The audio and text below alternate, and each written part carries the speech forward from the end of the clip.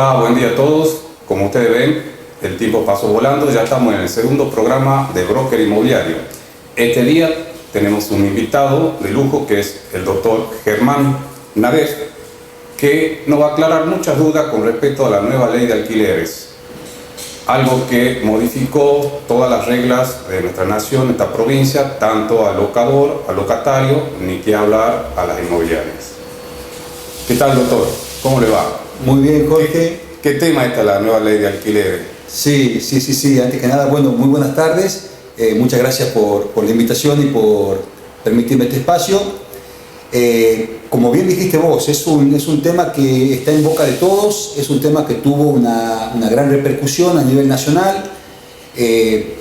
Y bueno, los motivos no son menores, ¿no? En primer lugar, estamos ante una ley con impacto nacional, es decir, una ley que se aplica en todo el territorio de la Argentina.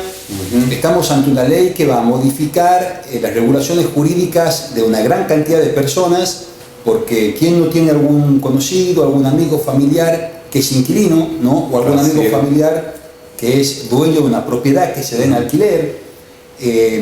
Y además también hay muchas cláusulas que dieron mucho que hablar, porque generaron mucha duda, muchas confusiones sobre la posibilidad práctica de que lo que dice la ley se aplique en la realidad, y por algún tipo de incidencia en lo que siempre estuvo reservado en materia de locaciones a la voluntad y a la autonomía de la voluntad de los particulares, ¿no? Que ahora la ley impone algunas reglas de juegos que no cambian las reglas de juego.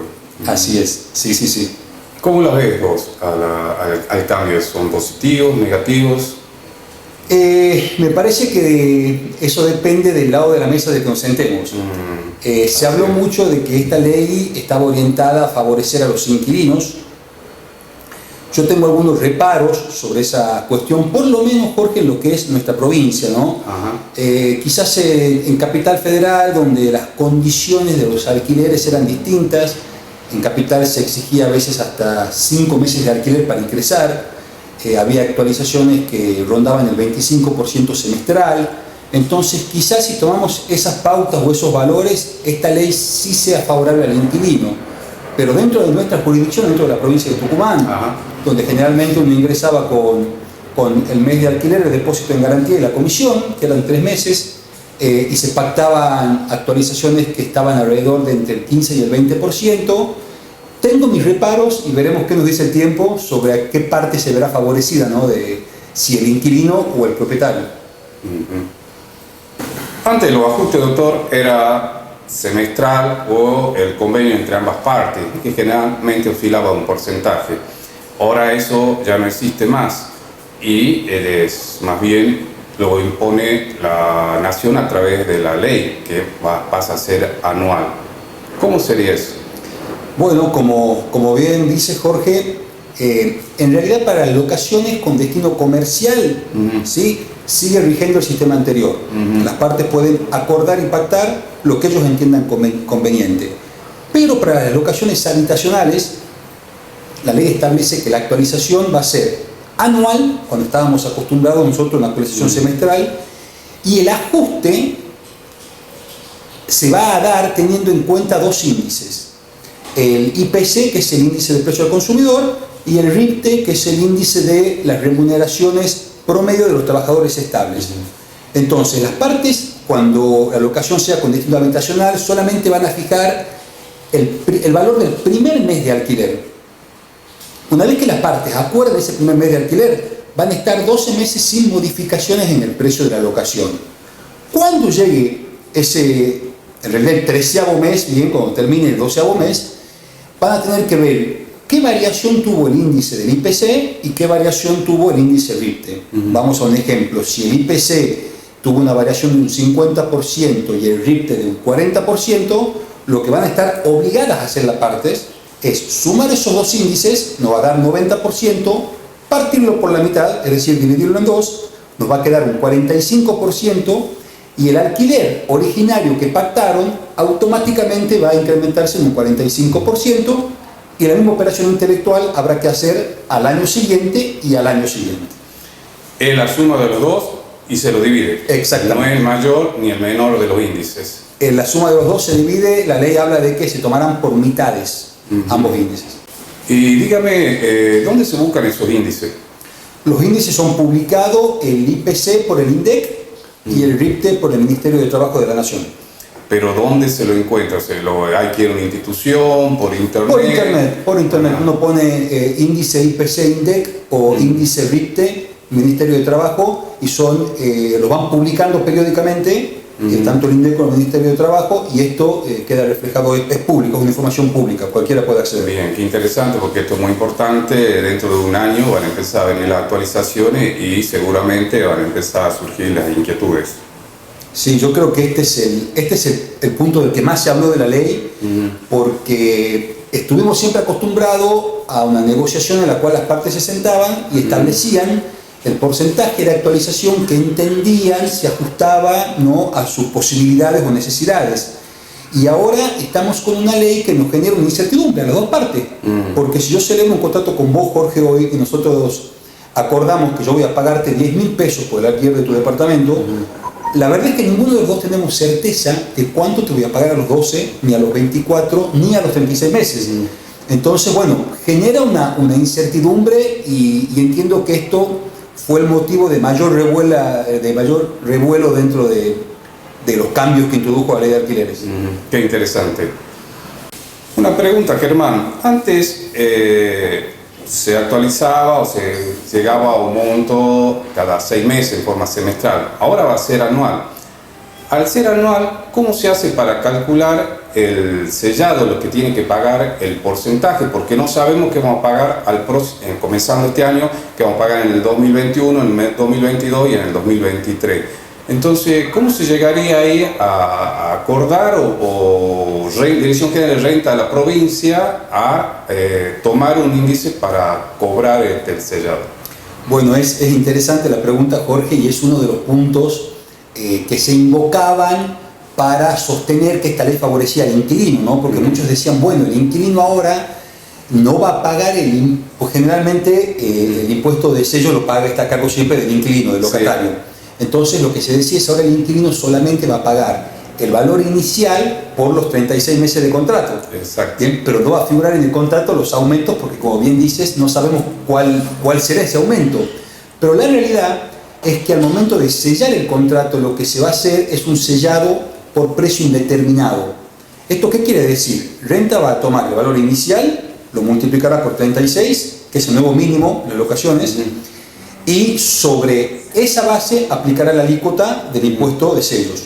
Pero una vez terminada la relación locativa, Renta va a tener la facultad de llamar al contribuyente obligado y decirle, señor contribuyente, venga, en realidad su contrato, el valor de su contrato no fue 10.000 por 36, porque estuvieron los ajustes, los cuales Renta va a saber, porque es la información pública de la que hablamos recién, y Renta podrá cobrar al contribuyente la diferencia por ese valor que tiene que ver con los aumentos que se dieron de los alquileres. Es una evaluación sujeta a reajuste. Exactamente. Ahora, ¿a quién va ese ajuste? ¿Al locador o al locatario? Bueno, en principio eso es materia disponible para las partes, es decir, las partes podrían acordar quién va a pagar el impuesto de sellos. Bien, la parte que se obligue en el contrato a pagar el impuesto de sellos tendrá que pagar al inicio de la relación el monto que surja de multiplicar el primer valor locativo del primer mes por 36 y después pagar también la diferencia, porque la parte se obliga a pagar el impuesto sobre el valor del contrato. Vamos a la tradición aquí en Tucumán. Sí. El inquilino, el locatario, es el que paga el sellado. Termina los meses de locación o el año y el inquilino desaparece. ¿Qué pasa? No, es una obligación tributaria que va a perseguir al obligado de pago. Al inquilino, al locatario. Al inquilino, exactamente. Ajá. O a la persona que se obligó en el contrato, ¿bien? Generalmente se obliga... ¿Tendría inercia sobre el padrón de esa propiedad? No, porque el día de mañana el propietario va a hacer un trámite o alquilar de nuevo y va a decir, no, porque usted tiene una deuda aquí. No, porque no es un impuesto que grave la cosa, como sería el impuesto inmobiliario. Es un impuesto que grava el instrumento. Porque se va a dar esto seguro, ¿no? El inquilino a veces se va enojado por una pintura, por algún motivo, y dice, bueno, ya está, no pago más. Sí, puede pasar, pero el obligado de pago va a ser la persona que se estipuló en el contrato que va a afrontar el impuesto de sellos. Es distinto al caso del impuesto inmobiliario, que es un impuesto que grava la cosa. El impuesto de sello grava el instrumento, sí, el contrato, el instrumento que regula los derechos y las obligaciones. Entonces no debería incidir sobre el inmueble. Doctor, si bien se habló mucho de a qué contrato se aplica, pero a veces quedan entre líneas, están lo de las embajadas, de las casas de turismo, por ejemplo una casa en Tafí del Valle, es decir, ahora en temporada, 3 años, 2 años, y mucha gente habla, pero es decir, con la autoridad o la certeza, en el conocimiento de usted, doctor, ¿qué nos puede decir? Bueno, la ley nos modifica el plazo mínimo de los contratos de alquileres, que es algo a lo que estamos un poco acostumbrados en Argentina, porque si hacemos un poquito de historia, ni siquiera demasiada historia, si nos vamos 5 años para atrás, vamos a ver que se nos cambió 3 veces el plazo mínimo de las locaciones. Antes de que comience a regir el nuevo Código Civil y Comercial de la Nación, regía la ley 23091, que nos decía que los plazos mínimos eran de 2 años para vivienda, 3 años para comercio. Eso fue hasta julio del 2015. En agosto de 2015 entra a regir el nuevo Código Civil y Comercial y nos dice: a partir de ahora el plazo mínimo para cualquier tipo de locación va a ser 2 años. 5 años después, en julio del 2020, llega la nueva ley, que es la 27551, que es la ley de la que estamos hablando, y nos dice: a partir de ahora el mínimo va a ser 3 años. Pero se mantienen las excepciones al mínimo legal que ya tenía el Código Civil y Comercial de la Nación, que son estos casos que mencionabas vos, ¿no? Cuando el inmueble se alquila para embajada, para un consulado, o para que personal del embajado o del consulado habite, cuando se alquila amoblado con fines turísticos, cuando se alquila para guarda de cosas, cuando se alquila para alguna situación particular. Sí, por ejemplo, si yo me voy a Buenos Aires a cursar estudios por 45 días, ¿no? Cuando la finalidad de la locación transitorio exactamente implica un plazo, se puede una excepción al mínimo legal. O sea, los supuestos de excepción siguen vigentes. Lo que pasa es que ahora, en vez de 2 años, vamos a tener un mínimo de 3 años para las locaciones tradicionales o normales. Y una pregunta, no sé si está bien formulada, pero un poquito decir lo que yo escucho en la calle, es prórrogas de los contratos. Sí. ¿Puede haber? ¿Es legal? Sí, se podrán hacer prórrogas tranquilamente. Este tema es interesante también tener en cuenta desde cuándo aplica la nueva ley. Eso, no te quería interrumpir, sí. Es decir, de una prórroga, es decir, que está venciendo justo cuando termina la ley, o a 2 semanas que comienza la ley, o a 2 semanas que comienza la ley. ¿Se puede hacer una prórroga con respecto al contrato, el contrato anterior? Absolutamente, se podría hacer una prórroga del contrato anterior. La nueva ley va a aplicar solamente a los contratos que se celebran desde el 1 de julio del 2020 en adelante. ¿Sí? Esto está expresamente en la ley. El artículo 23 de la ley dice que la ley comienza a regir a partir del día siguiente de su publicación en el boletín oficial. Como se publicó el 30 de junio, ¿sí? Los contratos celebrados hasta el 30 de junio o antes van a quedar con el sistema del Código Civil y Comercial. Los contratos celebrados el 1 de julio en adelante van a tener que someterse a las regulaciones que nos trae la nueva ley de alquileres. Un contrato que vence el 20 de julio, ¿se puede hacer una renovación? Se puede hacer una renovación. Que es... ojo que estamos ojo que estamos también con las prórrogas de DNU, sigue vigente el DNU 320/2020, o sea que en principio todos los contratos quedan prorrogados hasta el 30 de septiembre, pero nada impediría que las partes hagan una prórroga de ese contrato que vence el 20 de julio. Qué interesantes temas y cuántas dudas sacaste a la audiencia, a mí en particular, y estoy muy agradecido por tu presencia. Por favor, Jorge, te agradezco yo a vos por este espacio, ha sido un placer estar en tu programa y bueno, desde ya a disposición para lo que necesites. Muchísimas gracias, estamos en contacto. Gracias.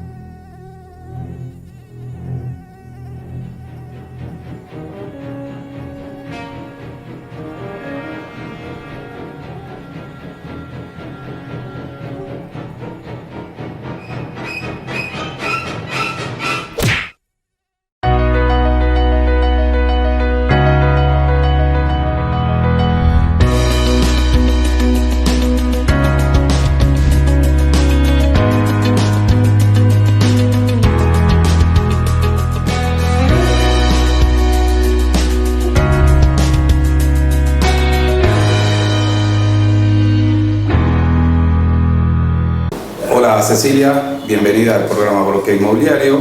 Es un gusto estar contigo para sacarnos las dudas sobre todo lo que está aconteciendo hoy en día en el mercado inmobiliario, donde tiene un rol muy importante la escribanía.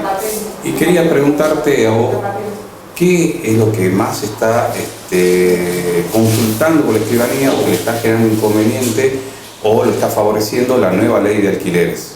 Hola Jorge, gracias por invitarme a tu programa. Un placer. Bueno, las dudas que la gente está planteando con la nueva ley de alquileres son sobre todo, bueno, el tema del plazo, que la nueva ley establece que es 3 años, antes era 2 años. Justamente está apuntada a la estabilidad de la vida familiar del inquilino, para que no tengan que cambiarse cada 2 años. Después también lo que está preocupando es, y están haciendo consultas, es respecto de la actualización. Antes la actualización era semestral y era escalonada. Eso significaba que cada 6 meses se aplicaba un 15 a un 18%. Hoy ahora la actualización tiene que ser anual y ya no es un índice o un porcentaje que fijen las partes, sino que es un índice establecido por el gobierno que está con el 50% del índice al consumidor y el otro 50% está formado por el RIPTE, que es un registro de ingresos de trabajadores estables. Bueno, todo eso está anunciado por el gobierno, que lo va a publicar mensualmente para que la gente se guíe de esos índices para la actualización anual que tengan estos contratos. Siguen firmando contratos con estas condiciones. Otra cosa es que el depósito de garantía que recibe el propietario tiene que ser al monto del primer alquiler, pero cuando tenga que devolverlo tiene que ser al monto del último alquiler. Lo que yo estoy sugiriendo es de que ese depósito lo hagan en dólares. Justamente estaba por preguntar eso. Cosa que cuando tenga que devolver, lo tenga que devolver el propietario en dólar billete. Entonces ahí no va a haber cuestión de diferencia o de problema. Yo te di $200 en billetes y al terminar el contrato me tenés que devolver $200 en billete. Obviamente, siempre que estén las condiciones para devolverlo, que estén en condiciones la propiedad para no tener que retener ese depósito para hacer arreglos. Eso es más o menos en síntesis las actualizaciones que ha tenido la ley con respecto a los viejos contratos que se estaban firmando hasta el 30 de junio. Debo aclarar que los contratos que se han firmado hasta el 30 de junio se rigen con la ley vieja o el Código Civil y Comercial de la Nación. A partir del 1 de julio se rigen con la nueva ley. Comentame un poquito cuando viene decir el cliente y trae el contrato para sellarlo, o ustedes hacen la confesión. ¿Cómo serían los caminos para sellarlo, para ingresar hay dos formas. Toda una normativa que se ha cambiado. Sí, hay dos formas. Tenemos una que nos piden ciertos clientes que son propietarios, que ya son clientes nuestros, la confección del contrato. Cuando yo intervengo en la confección integral, significa la confección del instrumento, la toma de firmas, la certificación de firma, el diligenciamiento del sellado, todo eso cae a cargo nuestro de la escribanía. Eso obviamente tiene un costo. Después tenemos otras intervenciones que en general en locaciones es cuando vienen las inmobiliarias amigas o particulares a registrar la firma. Cuando nosotros hacemos solamente lo que es registro y certificación de firma, el diligenciamiento del sellado es a cargo de los clientes y después nos traen ese contrato sellado con el F950 y el F600, que es de pago, el comprobante de pago. Y además un comprobante que ahora da rentas, porque ahora todo es online, que es como un certificado de que está intervenido ese contrato. Son esos 3 papeles que tienen que traerme posterior para que yo pueda hacer ya la certificación, que es adjuntar la hoja roja notarial, porque primero se toma la firma, ellos hacen el diligenciamiento del sellado y después nosotros adjuntamos esa hoja de certificación de firma. Así es el trámite. Nosotros cuando solamente vienen a registrar firma no nos somos responsables del tema de diligenciar el sellado, eso le corresponde a las partes. Escribana, hoy en día con el tema de la cuarentena, la pandemia, los movimientos que se dan, es decir, a cambio prácticamente todo el quehacer diario de la gente. Ese movimiento en la escribanía, ¿cómo se presenta? ¿Cómo se está dando? ¿Le favorece? ¿Le afecta? Se está haciendo, sobre todo, en tema de las operaciones, que recién se hablaba un poco fuera de cámara con respecto a los lotes y que ahora se están haciendo propiedades de más valor. Sí. O sea, de tu óptica, ¿ha cambiado el TARS o los poderes adquisitivos que antes se adquirían más lotes, terrenos y ahora están más en casas que superan amplios valores? Bueno, yo creo que por el tema de que se disparó el dólar y gente que tenía quizá ahorros en dólares o plazo fijo, al principio cuando se liberó el tema de la cuarentena y abrió el registro inmobiliario y se pudieron volver a hacer escrituras de transferencia de dominio, yo vi que había mucha venta de terrenos chicos, que era más o menos lo que uno podía adquirir con lo que podría haber tenido en un plazo fijo, bajo el colchón, como para que no se desvalorice esa plata en pesos. Ahora, desde este último mes, estoy percibiendo de que las operaciones son de propiedades más importantes. Casas en country, departamentos, locales comerciales, que yo creo que ya está saliendo al ruedo la gente que tenía dólares ahorrados y que ha ganado mucho con esta suba. Muy claro, Cecilia. Muchísimas gracias por participar en el programa Broker Inmobiliario y estás invitada para un próximo programa. Bueno, muchas gracias, Jorge. Yo también. La verdad que me apasiona, mi profesión me encanta y acá en Yerba Buena la verdad que se está moviendo mucho la parte inmobiliaria y me alegro mucho que vengan gente como vos, gente seria, a trabajar con nosotros los escribanos que estamos acá en Yerba Buena. Gracias. Genial, gracias a vos.